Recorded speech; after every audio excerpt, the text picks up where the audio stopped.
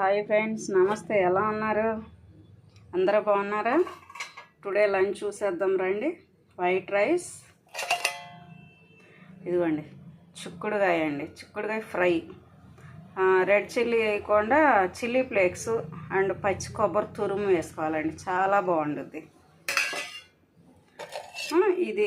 ఇదేమో తోటకూర పచ్చిశనగ పప్పు అండి. చిన్నపిల్లలు కూడా చాలా ఇష్టంగా తింటారు. తోటకూర పచ్చిశనగ పప్పు చాలా బాగుంటుందండి.